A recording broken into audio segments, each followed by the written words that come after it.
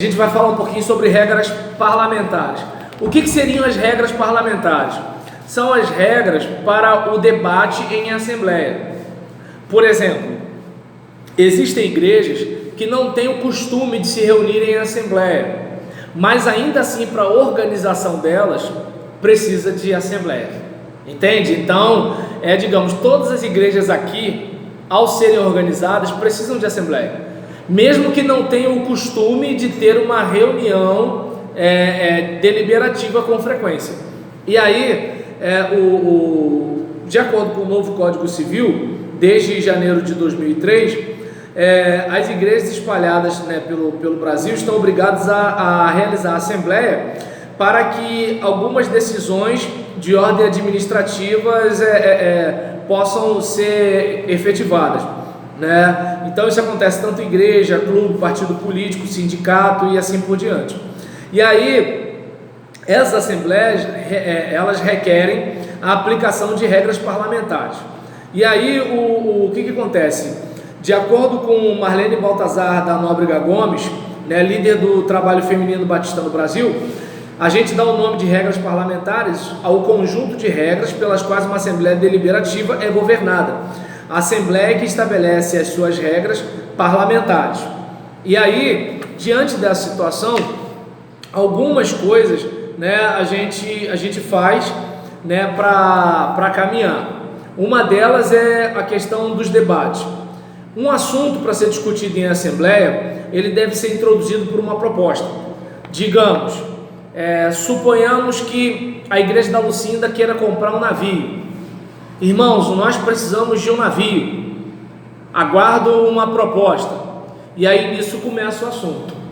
Aí o Janildo, eu proponho que a gente compre o navio, E aí começa a discussão acerca do assunto, A pessoa vai, ela apresenta a proposta e aí uma outra vai discutir a proposta e antes de discutir peço a palavra ao senhor presidente ou peço a palavra ao pastor, depende muito de quem está presidindo. Pode ser o pastor, pode ser uma outra pessoa, mas com certeza é o presidente porque está presidindo a assembleia. E aí, concedida a palavra, se a palavra não for concedida, a pessoa tem que ficar calada, entendeu? Mas a igreja é soberana, ela é soberana, mas ela está sendo presidida. Mesmo a assembleia sendo soberana, ela tem um presidente conduzindo o trabalho. Se a pessoa peitou o presidente, ela está fora. Ela está fora de ordem. Ela perdeu a autoridade para falar. Deu para entender? Então, ou seja, tem gente que pega a ideia da democracia para fazer bagunça, mas não é bagunça. Ainda assim, mesmo que a assembleia seja soberana, o presidente ele não é dono da assembleia, mas ele é o líder da assembleia, Ele modera o debate. E aí nesse caso, diante dessa situação, o orador vai falar, vai se dirigir ao presidente, expondo o seu assunto ou a assembleia, enunciando a proposta. Quando ela for muito extensa, deve ser redigida e encaminhada à mesa. Feita a proposta, ela só será posta em discussão se receber apoio, que tem gente que fala apoia a proposta feita, apoiada, alguma coisa do tipo. Então, para o assunto ser discutido, tem que ser proposto. Depois de proposto, tem que ser apoiado. Se não for apoiado, a coisa não vai para frente. Se não for apoiado, caiu a proposta. Deu para entender? E aí nisso, proposto, apoiado, e aí depois disso é colocado em discussão. E eu costumo dizer na minha igreja, discussão não é briga, É discussão, a gente está discutindo uma matéria. E aí nesse caso, colocado em discussão, os membros que desejarem falar vão se levantar e solicitar a palavra. E aí em ordem, ou um atrás do outro na fila para o microfone, ou dá o nome para a secretária, para não ficar bate-boca de comadre. Eles vão se dirigir, entendeu? À mesa para falar alguma coisa. E aí se tiver muita gente, a gente vai abrir a inscrição. Se for pouca gente, tranquilo, vamos lá. E aí depois da discussão, vem a votação. Mas também por voto do plenário pode ser limitado o tempo dos oradores, porque às vezes a pessoa quer falar durante 10 minutos. Não, irmão, são 2 minutos para falar. Aí nisso, está acabando o seu tempo. Está acabando o seu tempo. Acabou o tempo. Mas deixa eu falar. Vou cortar ó, daqui a pouco tem 30 segundos, senão vamos cortar a sua fala, porque a gente voltou lá atrás que seriam 2 minutos de tempo. Fala. E se esse tempo não for suficiente para... Então, mas aí a Assembleia votou. Se não for suficiente, seja sucinto para falar. Acabou. E pronto, entendeu? E aí, nesse caso, a proposta feita, apoiada, colocada em discussão, né? Aí o que acontece? Pode ter uma proposta substitutiva, que é uma proposta baseada na que foi feita originalmente, só que com um pouco de modificação. Vamos comprar um navio em 6 parcelas.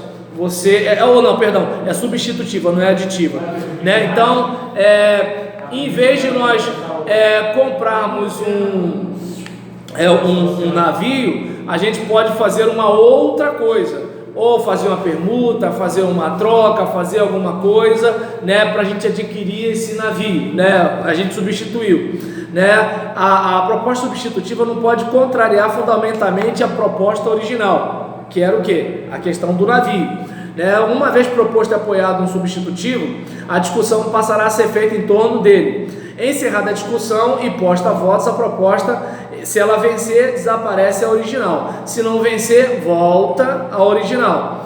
Feita uma proposta e posta em discussão, qualquer membro pode propor a emenda e acrescentar a palavra. É o que a gente chama de emenda aditiva.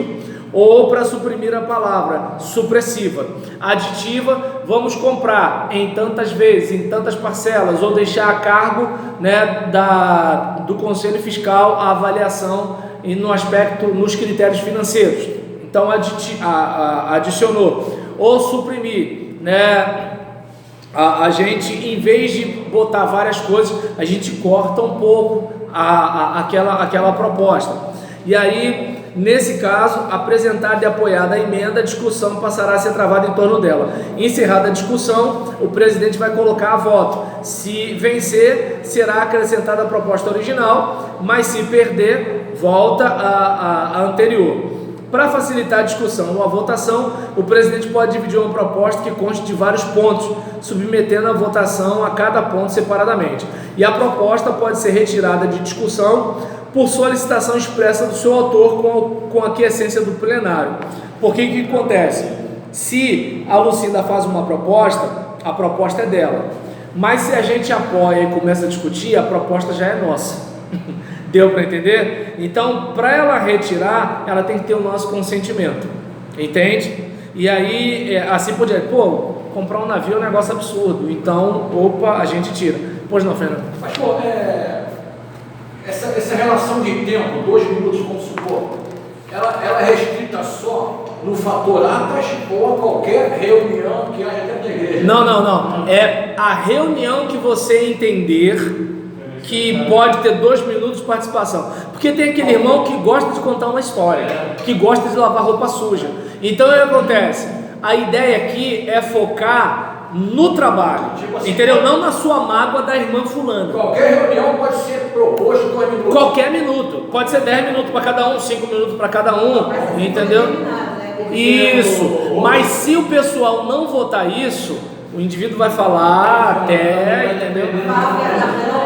Vai depender, às vezes pode dar um número maior dependendo do número de participantes na reunião. Porque o que acontece? Se tiver 100 pessoas, cada um falar mais de 5 minutos, como é que fica? Porque nem toda igreja em assembleia tem essa sensibilidade ou esse preparo para fazer a votação para tempo de fala, entendeu? Então é o que eu estou dizendo, isso pode ser votado. Só que o que acontece? Às vezes as pessoas, por ignorância, elas não sugerem isso à mesa. Porque se o presidente faz, fica parecendo que ele está induzindo, que ele está manipulando. Tem que vir do plenário. Se o plenário sugerir. Exatamente, através de alguém que proponha. É simples isso, né? E aí, nesse caso, né, as propostas especiais, né, digamos, proposta para encerramento da discussão. Falou.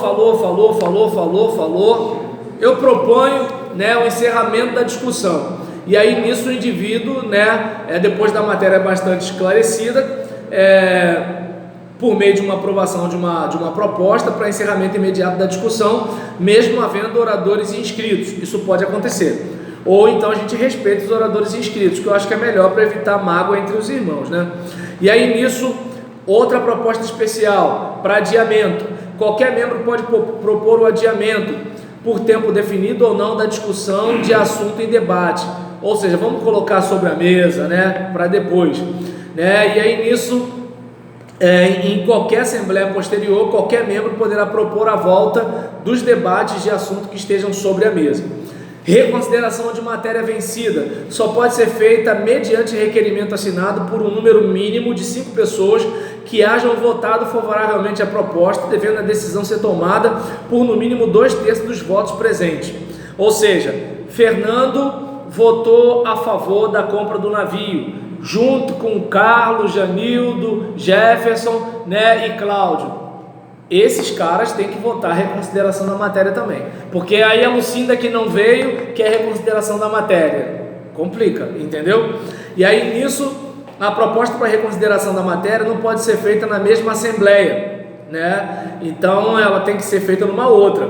E aí, vencedora a proposta de reconsideração, o assunto anteriormente aprovado volta à discussão, podendo ser confirmada, alterada ou anulada a decisão anteriormente votada.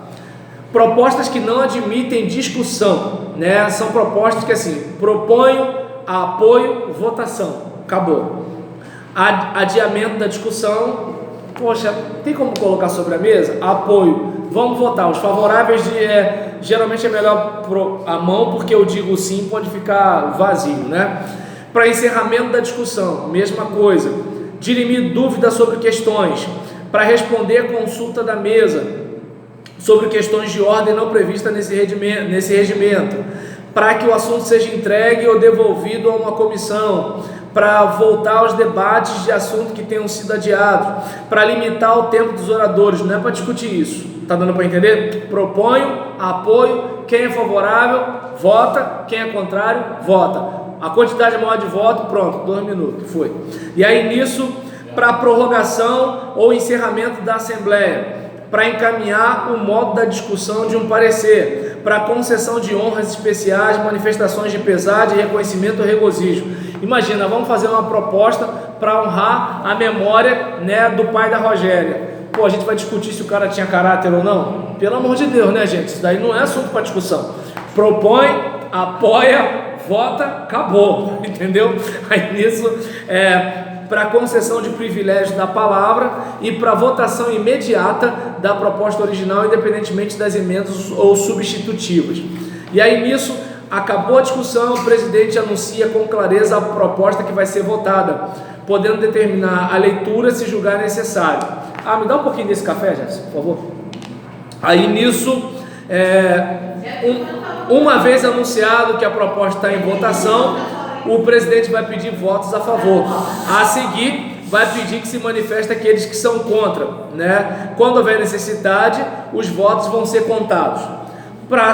Podem ser usadas as seguintes formas de votação: levantando a mão, colocando-se em pé, permanecendo sentados favoráveis, levantando-se os contrários, permanecendo em silêncio, ou favoráveis, em silêncio os favoráveis, ou dizendo sim os favoráveis e não os contrários. É muito comum na Câmara acontecer um negócio desse, né? Aqueles que são favoráveis fiquem como estão. Pronto, acabou, aprovado. Não sei se você já viu isso na TV Câmara, né? Só um instantinho, Fernando. E aí nisso, as deliberações só terão validade quando aprovadas em assembleia e pela maioria dos membros presentes. De repente a gente tomou uma decisão, mas não foi em assembleia. Então qualquer membro que discordar pode invocar o negócio, né? Mas se for uma decisão em consentimento com a igreja, ele vai arrumar esse negócio, mas quando chegar na assembleia vai todo mundo concordar, a não ser que ele seja daqueles que vai de casa em casa, né, para tentar convencer o pessoal, né, com um plano mirabolante, né? Claro que assim, não vai acontecer isso no seu ministério, tá, Fernando? Não é só lá em Nárnia. Aí nisso, aí por exemplo, em relação a isso, né, qualquer membro que acredita que houve erro ou omissão na contagem pode requerer à mesa a recontagem, que será feita imediatamente sem discussão a critério da mesa. E qualquer membro que desejar, tendo sido vencido na votação, poderá solicitar a inserção em ata a justificação de seu voto, que apresentará sucintamente. Vamos lá, fala, Fernando. Uma reunião dessa, vamos dizer, quem é contra este projeto, esta resposta, levanta a mão. Vamos supor ali de 25, um levanta a mão. Ele deve ser considerada a prerrogativa negativa dele? Na hora da ata, só para registrar que foi aprovado pela maioria. Mas se ele pedir para que justifique o voto contrário dele, ele tem esse direito. Exatamente. E isso é bom para quê? Para o pastor não ficar numa situação de ser injusto. Mesmo que você esteja numa igreja que você tenha poder absoluto, é bom não parecer que você é injusto. É sempre importante isso. Aí, entendeu? Claro que vai ter hora que vão fazer tua caveira e vai parecer que você é injusto. Mas se você puder se esforçar para não parecer, ajuda, né? Não adianta. Tem gente que consegue fazer a caveira da gente, não tem para onde correr. É a mídia. E aí nisso, questões de ordem. Quando não estiver sendo observada a ordem dos debates, né? Quando algum orador tratar de matéria alheia ao debate, que nem a gente aqui. A gente está falando de um assunto e aí você levanta outro. Por exemplo, se fosse uma assembleia, questão de ordem, tá entendendo? Por quê? Porque o colega está fora de ordem, né? E aí nisso, quando, por exemplo, quando desejar propor o encerramento da discussão, quando desejar propor a votação imediata da proposta original, independentemente das emendas ou substitutivas, e obtendo a palavra, o membro exporá brevemente a questão de ordem. A questão de ordem, sim. Qual é a questão de ordem? Porque se ele não tiver questão de ordem nenhuma e estiver usando só a palavra questão de ordem para pegar a palavra, aí é malandragem. Irmão, já que você não tem questão de ordem, então acabou sua questão de ordem, vamos... Entendeu? Aí os apartes, né? O membro que desejar apartear um orador deve primeiro solicitar-lhe o consentimento e não falará se não for concedido. Por exemplo, na assembleia, ele está com a palavra, Fernando só fala pedindo uma parte a ele e ele concedendo, que nem a gente vê no trabalho parlamentar, do Senado, né, da Câmara, assim por diante, né? Os pareceres, né? Uma outra, é bom frisar, né, que o presidente não pode ser aparteado. Tem gente que não entende disso e interrompe o presidente da sessão. Isso não pode. Então, digamos, eu estou falando na assembleia, aí a Sandra, não, mas não é bem assim. A mesa não pode ser aparteada. Não, mas o pastor... A mesa não pode ser aparteada. Eu posso ficar nessa ladainha dizendo que eu não posso ser aparteado até ela cansar. E enquanto ela não cansar, eu fico com a mesma frase, sem ela ter o direito de falar. Ah, mas a Assembleia é soberana, mas ela tem uma moderação. Entendeu? Não é um carro sem controle, não é um trem sem maquinista. Entendeu? É bom a gente ter esse cuidado. Por quê? Porque vai ter gente que vai fazer o uso da palavra democracia, como disse a Rogéria, para fazer anarquia, né? E aí o que acontece? E não anarquia no aspecto filosófico de cada um gerir-se a si mesmo, mas anarquia no sentido de bagunça, né? De a gente fazer o que a gente bem entende. E o trabalho parlamentar já é justamente para não virar bagunça. Só que tem gente que quer fazer bagunça, né? E aí os pareceres. Depois de lido um parecer, seja de conselho fiscal, comissão de visitação, coisas do tipo, cabe inicialmente 3 propostas: para aceitação integral, para discussão com debate, para discussão ponto por ponto. O parecer de uma comissão ou grupo de trabalho já tem força de proposta apoiada, não carecendo de proposta e apoio do plenário. Ou seja, quando vem o parecer, a gente não propõe e nem apoia, a gente só discute e vota, acabou, entendeu? Aí nisso, a aprovação de ata, eu confesso que por costume eu erro muito nisso. Não se deve pedir proposta e apoio para ata. Eu sei que a gente vê isso direto, Depois da leitura feita pelo secretário, o presidente deve perguntar: há qualquer emenda a ser feita? Há alguma correção a ser feita? Se não houver, continua. E ele diz: está aprovada como lida.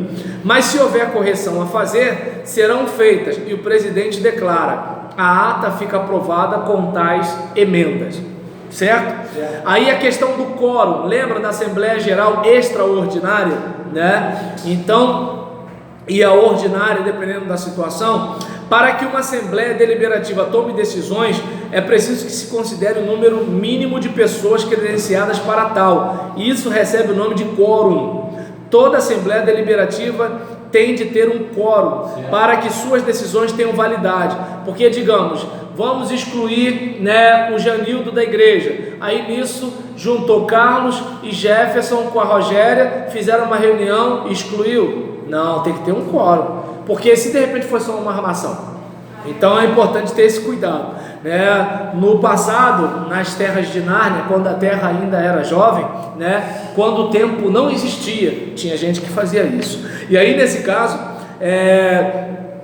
isso evita que uma pequena representação do grupo tome decisões importantes para o grupo todo, contrariando o desejo da maioria.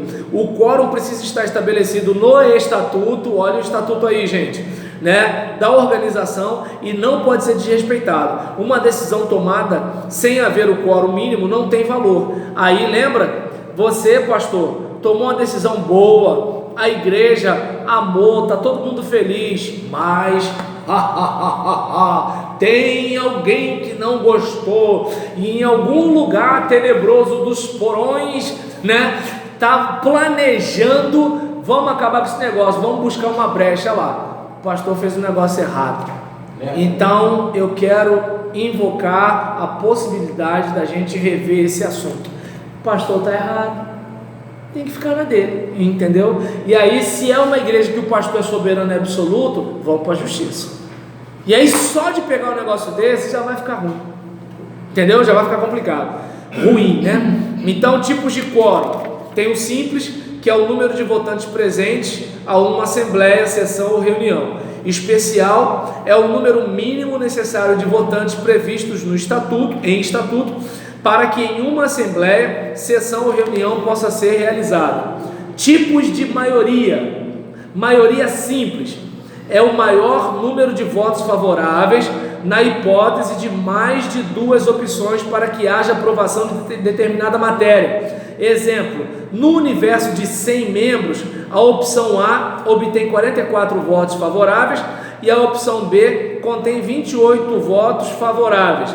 A opção C contém 15 votos favoráveis, há 10 votos em branco e 3 votos nulos. Nesse caso, venceu a opção A, que obteve a maior votação. Então, maioria simples é quem teve mais voto, né? Por exemplo, 100 membros, aí 44 votaram para receber o pastor Fernando.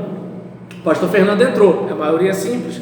Agora, se é maioria absoluta, aí é uma outra situação, né? É um número da metade mais um de votos favoráveis para que haja aprovação de determinada matéria. Por exemplo, no universo de 200 votantes, vence a opção que obtiver no mínimo 101 votos.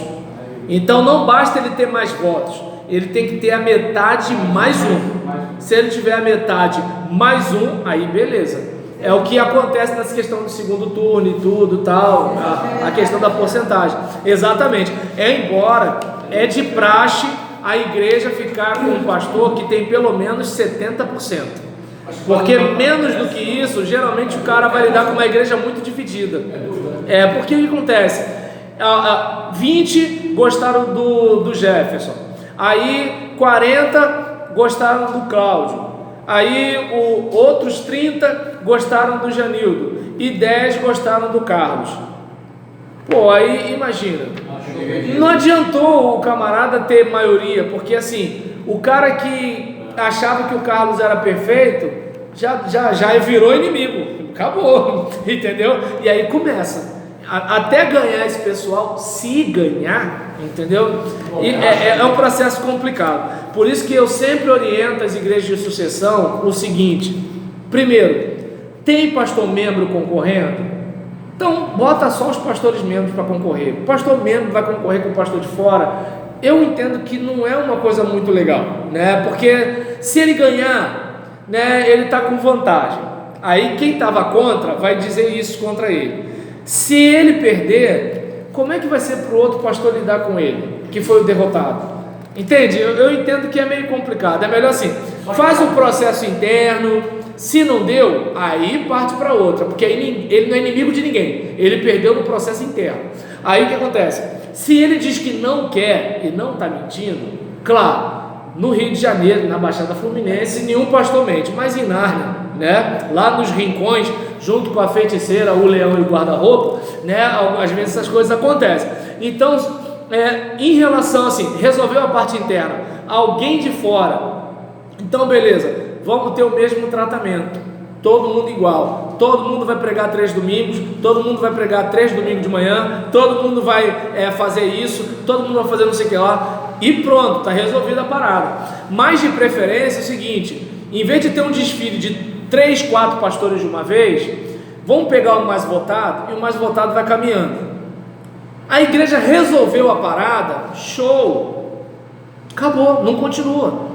Agora, passa aquele monte de pastor, ficou todo mundo, cada um com o seu malvado preferido, desculpa o termo, né? Tá todo mundo ali, pô, vai ser o meu, esse fala bem, esse chama os outros de gente boa, o outro fala doravante, né? O outro, pá, não sei o que lá, aí quando vai ver, vamos pro desfile, fulano, beltrano, não sei, qual é a cor do seu namorado, né? Preto, branco, louro, moreno. Aí nessa brincadeira, pô, você escolheu fulano, já deu ruim. Agora, quando é o seguinte, quem, digamos, vamos pegar as indicações aqui, todo mundo indicou a Lucinda, o maior número, ela não vai competir com ninguém, ela vai passar um período com a gente de 30 dias, caminhando com a gente. E aí, o que vocês acharam da pastora Lucinda de perto? Gostamos dela, vamos ficar com ela, acabou. Agora vem a Lucinda, aí no mês que vem a pastora Sandra, no outro mês vem a pastora Rogéria, aí não sei o que lá, aí depois que passou 1, 2, 3, 4, 5, 6, 7, 8, 9, 50, não, quando esquece já tá bom, pior quando lembra. Aí nesse caso, tá dando para entender? Então, eu acabei falando de eleição numa situação de quórum, desculpa gente, já vamos acabar agora. E aí tem a maioria qualificada, é o número mínimo de votos favoráveis necessários numa proporção pré-fixada nos estatutos sobre o total de votantes possíveis para que haja aprovação da matéria. Número sempre maior de votos do que a maioria absoluta. Lembra dos 70%? Né? Então, exemplo, no universo de 600 votantes, serão necessários 400 votos favoráveis na hipótese de o estatuto exigir marca de 2/3 para aprovação de determinada matéria. E aí tem as credenciais, são cartas que apresentam as pessoas indicadas para participarem das assembleias deliberativas, como acontece com a Assembleia da Convenção, né, e assim por diante. Essas pessoas recebem o nome de mensageiras ou delegadas. As cartas credenciais ajudam a evitar que as pessoas não pertencentes à organização ou pessoas não autorizadas participem das deliberações. E aí, assembleias. As assembleias da igreja serão abertas pelo presidente ou por seu substituto legal. No início da assembleia, após os momentos inspirativos, que deverão constar de leitura bíblica, cânticos e orações, deverá ser submetida à aprovação do plenário a ordem do dia, encaminhada pelo presidente ou por seu substituto legal. E aí, tenho dito, tá legal? Que Deus assim nos abençoe, fiquem na paz. Amém.